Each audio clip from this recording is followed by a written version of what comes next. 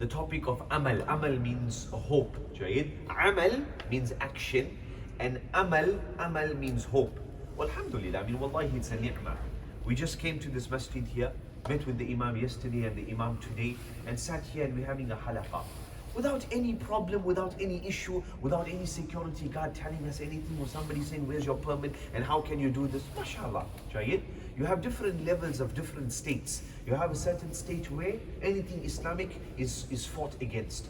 You have a level where you can do what you want and we not harm you, no issue, no problem. And you have a third level, inshallah, where they assist you and they help you, etc. Alhamdulillah, Turkey at the moment is on the level where, you're free to do what you want. You don't make issues, we don't make issues. Alhamdulillah, no issues, mashallah. So the topic of hope, because this country in reality at the moment is a story of hope, alhamdulillah. That 95 years ago, as was mentioned yesterday, Islam was removed from being the religion of the religion of the state. It was the seat of the caliphate for over 400 years. More than 3,000 masjids only in this city. 3,000 masjids only in this city here. And then to go from that to a completely secular state where Islam was fought, where within a few years, the Miss World was Miss Turkey. From being the seat of the caliphate, and then you have Miss Turkey, who is the Miss World, subhanallah, Jayid, where a Muslim woman can get married to a non-Muslim man, where the Sharia courts were all abolished and banned, where there was so much of mockery against Islam. Completely secular state Ataturk set up. Allah musta'an. And we'll talk about how come people accepted that. Because this Ataturk also, he was a hero. It's a love-hate type of relationship, because as was mentioned yesterday, when the Allies invaded and this one took a portion here and Russia wanted Istanbul and stuff like that, so then Ataturk rose up and he fought against that. There was the Turkish War of Independence, of liberation. They revolted against that and they were successful, and so at least they looked after what is regarded as modern day Turkey. If there wasn't for that and wasn't for Ataturk and all of this here, they would have lost even this territory that they had. So it's a love-hate relationship that even the Turks have with Ataturk. The adhan was turned into Turkish, the script, the language was also from the Arabic script, was turned into the Latin script.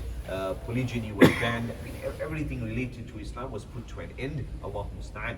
And so if that was the case 95 years ago, when we look around the Muslim world today, and it's not a day that passes except we get another WhatsApp video or a message of madness and craziness, either they're doing it to themselves or either it's being perpetrated upon themselves. Jayid? Whether it be in the Middle East or wherever it might be, Allah musta'an, that the situation looks so bleak, it looks so hopeless, subhanAllah. If one understands that 95 years ago, what the situation was here and how it is today, that the president of this country, for example, he probably reads Quran better than many of us. I mean, we're not saying that that's the yardstick to judge all matters, but from where it was to where it is, that hijab is something which is common. I met with that Sheikh that I mentioned 2 days ago. He said that currently in the Muslim world, you do not have any place on earth that has a larger concentration of Muslim elite like there is in Istanbul. Because people have fled from the various lands and stuff like that, and the elite was, the academics and the scholars and this and that. Where have they come? They've come to Istanbul.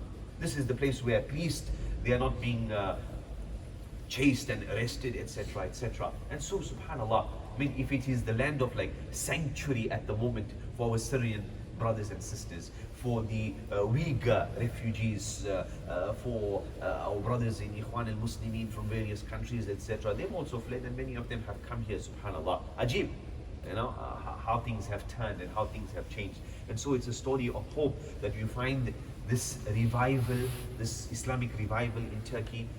Was in Ghana recently. The national masjid in Ghana is a masjid like this. Who's building it? The Turks.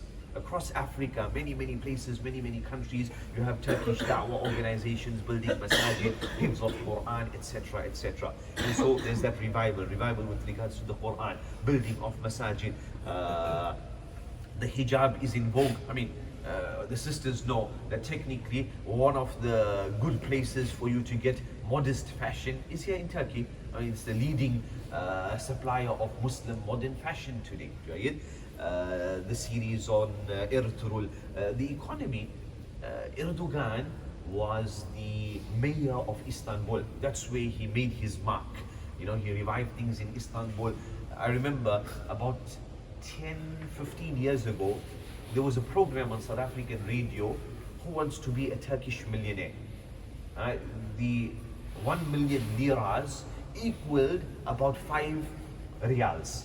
You know, 5 riyals, Saudi Arabia, 5 riyals, 1 million Turkish lira equaled about 5 riyals. Right? So they used to have the program Who Wants to Be a Turkish Millionaire, making fun, etc. I mean, and look at how the economy has completely turned from that time to today, subhanAllah. So it is an example of hope. When we look at the bleak situation around the Muslim world, we do not lose hope. Your Nabi, our Rasul sallallahu alayhi wa sallam, was somebody who, as he said, Bashiru wa la tunaffiru. Give people glad tidings. Unfortunately, many a times when we meet, I know I heard the Bangladeshis even more, you know, it's always about the sad politics and it's the bad stories and it's negativity, etc., etc. And it's brushed upon many of us. You know, look at how sad and bad and all of this here. But our Rasul sallallahu alayhi wa sallam, what's the point? Give the man hope. Bashiru wa la tunaffiru. Give people glad tidings. He was a Bashir to mankind. He was also Nadir, a warner, but he was also Bashir first. Bashiru wa la tunaffiru. And don't chase people away. Give them glad tidings. We find that our Rasul sallallahu alayhi wa sallam mentions that if Qiyamah is about to begin, you all know the famous hadith, Qiyamah is about to begin, and you got a sapling in your hand, you got the small plant there, etc., seedling, plant it. What's the point? Ishal Faida, etc. But plant it. We don't lose hope. When Khabbab came to the Rasul sallallahu alaihi wasallam and he says, look at what we're going through, and we're going through tough times and this and that, etc. Prophet sallallahu alaihi wasallam gave him hope. We talked about Khandak when they digging that trench, and he came to this big rock. Who can break it? None of us are able to break it. Prophet ﷺ came there, Allahu Akbar, Bismillah, Allahu Akbar, and then he broke, and there was like a spark. And then he says, I see the palaces of Persia and the palaces of the Romans and of Yemen and stuff like that. Give them hope. I mean, what a dire situation they were in at that time. The man says we can't even go to the toilet in peace. What's he talking? Fairy tales, Yemen and this and that, etc. Prophet ﷺ gave them hope, subhanAllah. And so we never ever lose hope. Allah mentions in the Noble Quran, لا تقنطوا برحمة الله, that we do not lose hope in Allah subhanahu wa ta'ala. This is a living example of how things can change, of where things were and where things are today. And so we never ever lose hope in any individual. Your Rasul, our Nabi sallallahu alayhi wa sallam, would lift up his hand and make dua for either Abu Jahl or Umar ibn al-Khattab to become Muslim. And at that time, both of them were major enemies to Islam. Umar is beating that woman and beating her and beating her. And he says, if my hand wasn't paining right now, I wouldn't stop. I'm not stopping because I'm having some mercy for you, or slave woman or something like that. No, my hand's paining. That's why I stopped. I mean, the day he went to the haram, he was looking for some liquor, and then he went to the haram, and then he saw the Rasul sallallahu alaihi wasallam reading some Quran, and something went into his heart. I mean, but nobody would. The woman said, Umar's father's donkey would become a Muslim before Umar becomes a Muslim. I mean, they couldn't fathom. It's like somebody saying Trump become Muslim. I mean, I don't know. I mean, I haven't, but we should make dua for Trump to become Muslim, right? I mean, but none of us really do it. But look at the Rasul sallallahu alaihi wasallam making dua for Umar ibn al-Khattab, and Abu Jahl. Abu Jahl, the father of ignorance, he was called Abu al-Hakam, the father of wisdom, because he was a smart man. People looked up to him, etc. But because that intelligence didn't bring him to Islam, the Muslims call him the father of Jahl. He's the one who killed Sumayya, the first martyr in Islam. Allahu Musta'an. But our Rasul sallallahu alaihi wasallam never lost hope. Last one, when Abdullah ibn Ubay ibn Salul, the head of the Munafiqeen. This is the head of the Munafiqeen, the one who slandered Aisha, the one who took away 1/3 of the army at Uhud. They're going to Uhud to fight the enemy who's come all the way to Medina al-Munawwara to destroy Islam. On the way there, this man takes away 1/3 of the army. No, I don't think there's going to be fighting. We're going back home. The same one who standed Aisha that she's committed zina, etc., etc. And the one who would come to the masjid, oh, listen to him, oh, very important, listen. And make a fun, make mockery like that while the Rasul Sallallahu Alaihi Wasallam delivering khutbah and stuff. When that guy passed away, and the Rasul Sallallahu Alaihi Wasallam knows he's a munafiq. When he passed away, and Allah had revealed that in tastaghfir lahum aw la tastaghfir lahum, whether you seek forgiveness for them, whether you don't seek forgiveness for them, Allah will, whether you seek forgiveness for them 70 times, Allah won't forgive them.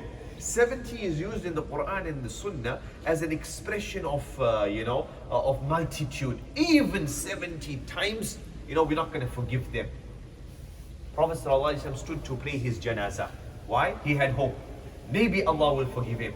Umar came and stood in front. Ya Rasul, how can you pray over this man? This is the head of the munafiqeen, criminal, did A, X, Y, and Z. Umar, move away. Prophet ﷺ smiled. Move away, Umar. Allah gave me a choice and I've chosen. What choice? If you seek forgiveness for them 70 times, we will not accept. Maybe 71.